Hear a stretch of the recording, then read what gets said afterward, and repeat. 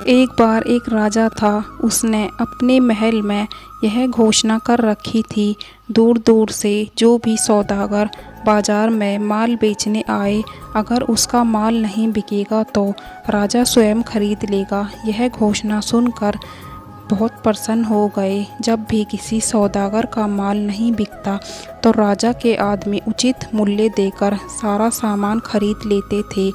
एक दिन एक लोहार शनिदेव की मूर्ति बनाकर लाया, परंतु शनिदेव की मूर्ति का कोई भी खरीदार नहीं आया।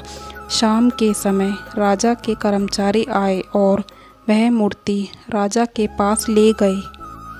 राजा ने उस मूर्ति को आदर के साथ महल में रखवा लिया। शनिदेव के महल में आने से सभी देवी देवता राजा से नाराज हो गए। रात के समय राजा ने एक तेजस्वी स्त्री को अपने महल से जाते देखा। राजा ने पूछा, आप कौन हो? उसने बताया, मैं लक्ष्मी हूँ, तुम्हारे घर में शनिदेव का वास है, मैं यहाँ नहीं रह सकती। तब राजा ने उसे नहीं रोका। कुछ समय बाद राजा ने एक देव पुरुष को महल से जाते देखा और उसने पूछा, आप कौन हो? मैं वैभव हूँ, मैं सदा लक्ष्मी के साथ रहता हूँ। जब यहाँ लक्ष्मी ही नहीं तो मैं यहाँ कैसे रह सकता हूँ?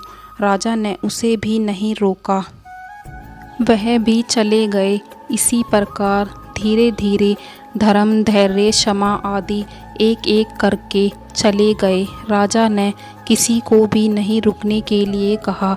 अंत में जब सत्य जाने लगा तब राजा के पूछने पर उसने कहा, जहाँ लक्ष्मी, वैभव, क्षमा, धैर्य का वास नहीं तो मैं यहाँ कैसे रुक सकता हूँ? तब राजा सत्यदेव के पैरों में गिर पड़ा। महाराज, आप कैसे जा सकते हो?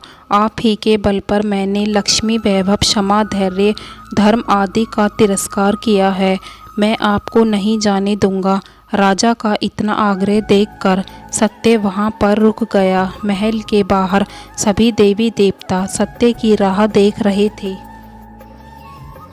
उन्हें ना आता हुआ देखकर धर्म बोला, मैं सत्य के बिना नहीं रह सकता, मैं वापस जा रहा हूँ। धर्म के पीछे पीछे क्षमा, वैभव, लक्ष्मी सभी लौट आए तथा राजा से कहने लगे, तुम्हारे सत्य प्रेम के कारण ही हमें यहाँ लौटना पड़ा है। तुम जैसा राजा दुखी नहीं रह सकता है।